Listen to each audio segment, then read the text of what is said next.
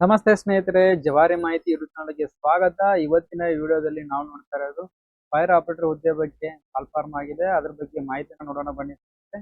ಇಲ್ಲಿವರೆಗೂ ನಮ್ಮ ಚಾನಲ್ನ ಯಾರೆಲ್ಲ ಸಬ್ಸ್ಕ್ರೈಬ್ ಮಾಡ್ಕೊಂಡಿಲ್ಲ ಹಾಗೆ ಕೂಡಲೇ ಸಬ್ಸ್ಕ್ರೈಬ್ ಮಾಡ್ಕೊಳ್ಳಿ, ಹಾಗೆ ಪಕ್ಕದಲ್ಲಿರೋ ಬೆಲ್ ಐಕನ್ ಮೇಲೆ ಕ್ಲಿಕ್ ಮಾಡಿ. ಬನ್ನಿ ಸ್ನೇಹಿತರೆ, ವಿಡಿಯೋನ ಸ್ಟಾರ್ಟ್ ಮಾಡೋಣ. ಕರ್ನಾಟಕ ರಾಜ್ಯ ಅಗ್ನಿಶಾಮಕ ತುರ್ತು ಸೇವೆಗಳು, ಇದರಲ್ಲಿ ಈ ಇಲಾಖೆಯಲ್ಲಿ ಕಾಲ್ಫಾರ್ಮ್ ಆಗಿದೆ ಅಂತ ಪ್ರಸ್ತಾವನೆ ಹೊರಡಿಸಿದ್ದಾರೆ ಸ್ನೇಹಿತರೆ. ಆ ಪ್ರಸ್ತಾವನೆಯಲ್ಲಿ ಏನೇನಿದೆ ಅಂತ ನೋಡೋಣ ಬನ್ನಿ. ಇಲಾಖೆ ಹೊರಡಿಸಿರುವ ಪ್ರಸ್ತಾವನೆ ವಿಷಯ ಏನಪ್ಪಾ ಅಂತಂದ್ರೆ, ಕರ್ನಾಟಕ ರಾಜ್ಯ ಅಗ್ನಿಶಾಮಕ ಮತ್ತು ತುರ್ತು ಸೇವೆಗಳ ಇಲಾಖೆಯ ವೃಂದ ಮತ್ತು ನೇಮಕಾತಿ ನಿಯಮಗಳಲ್ಲಿ ಫೈರ್ ಆಪರೇಟರ್ ಹುದ್ದೆಯ ಪದನಾಮೀಕರಣ ಹಾಗೂ ಕರಡು ವೃಂದ ನೇಮಕಾತಿ ಅಂತೇಳಿ ಇದ್ರ ಬಗ್ಗೆ ಸ್ವಲ್ಪ ಪ್ರಸ್ತಾವನೆ ಹೊರಡಿಸಿದ್ದಾರೆ ಸ್ನೇಹಿತರೆ.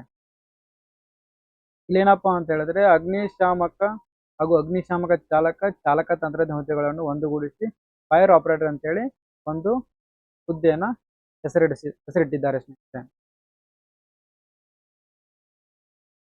ಈ ಪ್ರಸ್ತಾವನೆ ಮೇನ್ ಉದ್ದೇಶ ಏನಪ್ಪಾ ಅಂತಂದ್ರೆ, 3 ವೃಂದಗಳ ಹುದ್ದೆಗಳಾದ ಅಗ್ನಿಶಾಮಕ ಮತ್ತು ಅಗ್ನಿಶಾಮಕ ಚಾಲಕ ತಂತ್ರಜ್ಞ ಅಂತೇಳಿ 3 ಹುದ್ದೆಗಳನ್ನ ಸೇರಿಸಿ ಫೈರ್ ಆಪರೇಟರ್ ಅಂತೇಳಿ ಒಂದೇ ಹುದ್ದೆಗೆ ಹೆಸರಿಟ್ಟಿದ್ದಾರೆ ಸ್ನೇಹಿತರೆ.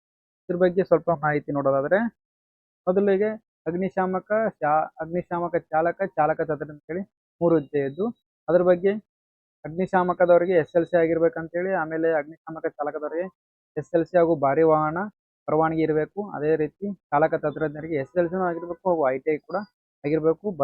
ಭಾರಿ ವಾಹನ ಕೂಡ ಪರವಾನಗಿಯೂ ಇರ್ಬೇಕಂತೇಳಿ ಈ ತರ ಮೊದಲು ನಿಯಮ ನಿಗದಿಪಡಿಸಲಾಗಿತ್ತು. ಅವರಿಗೆ ವೇತನ ಕೂಡ ಇಲ್ಲಿ ಕೊಟ್ಟಿದ್ದಾರೆ ಸ್ನೇಹಿತರೆ. ಇನ್ ಮುಂದೆ ನೆಕ್ಸ್ಟ್ ಏನಪ್ಪಾ ಅಂದ್ರೆ, ಈ 3 ಹುದ್ದೆಗಳನ್ನ ಯಾಕೆ ಚೇಂಜ್ ಮಾಡ್ತಾ ಇದಾರೆ ಅಂದ್ರೆ, ಈ ತರ ಮಾಡೋದಕ್ಕೆ ಮುಖ್ಯ ಕಾರಣ ಏನಪ್ಪಾ ಅಂತಂದ್ರೆ, ದೆಹಲಿಯಲ್ಲಿ ಈ 3 ಹುದ್ದೆಗಳಾದ ಅಗ್ನಿಶಾಮಕ ಚಾಲಕ ತಂತ್ರಜ್ಞ 3 ಹುದ್ದೆಗಳ ಬದಲಿಗೆ ಫೈರ್ ಆಪರೇಟರ್ ಅಂತೇಳಿ ನೇಮಕ ಮಾಡಿಕೊಂಡು ಕರ್ತವ್ಯ ನಿರ್ವಹಿಸಲಾಗುತ್ತಿದೆ.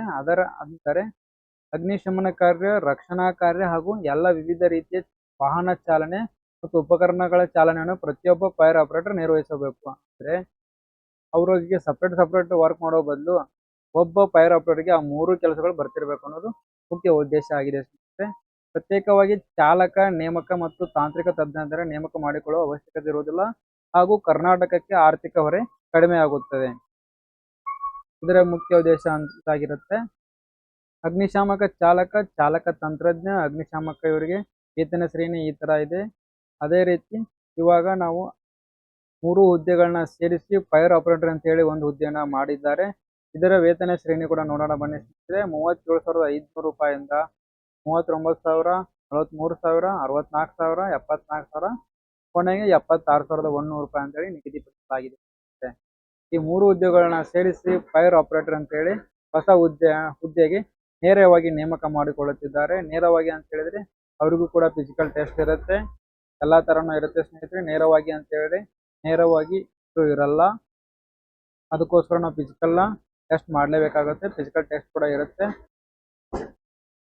ನೇಮಕಾತಿ ತರಬೇತಿ, ಪರಿವೀಕ್ಷಣಾ ಅವಧಿ, ಇಲಾಖಾ ಪರೀಕ್ಷೆ ವಿಧಾನಗಳು, ಪದೋನ್ನತಿ ಮಾನದಂಡ ಒಳಗೊಂಡಂತೆ ಫೈರ್ ಆಪರೇಟರ್ ವೃಂದ ನೇಮಕಾತಿ ನಿಯಮವನ್ನು ಪತ್ರದೊಂದಿಗೆ ಲಗತ್ತಿಸಿದ್ದು, ಇಲಾಖೆಯಿಂದ ಸಲ್ಲಿಸಲಾದ ಪ್ರಸ್ತಾವನೆಯನ್ನು ಆಡಳಿತಾತ್ಮಕವಾಗಿ ಆರ್ಥಿಕ ಮಿತವ್ಯಯ ಸಾಧಿಸುವ ಹಿತದೃಷ್ಟಿಯಿಂದ ಪ್ರಸ್ತಾವನೆಯನ್ನು ಪರಿಗಣಿಸಿ ಮಂಜೂರಾತಿ ನೀಡಿ ಆದೇಶ ಹೊರಡಿಸುವಂತೆ ಈ ಮೂಲಕ ಕೋರಲಾಗಿದೆ ಅಂತ ಹೇಳಿ ಒಂದು ಮಂಜೂರಾತಿ ಪ್ರಸ್ತಾವನೆಯನ್ನು ಹೊರಡಿಸಿದ್ದಾರೆ ಸ್ನೇಹಿತರೆ. ಇದ್ರ ಬಗ್ಗೆ ಮುಂದಿನ ಅಪ್ಡೇಟ್ಗಾಗಿ ನಮ್ಮ ಚಾನಲ್ನ ಸಬ್ಸ್ಕ್ರೈಬ್ ಮಾಡ್ಕೊಳ್ಳಿ, ಹಾಗೆ ಪಕ್ಕದಲ್ಲಿರೋ ಬೆಲ್ ಐಕನ್ ಮೇಲೆ ಕ್ಲಿಕ್ ಮಾಡಿ.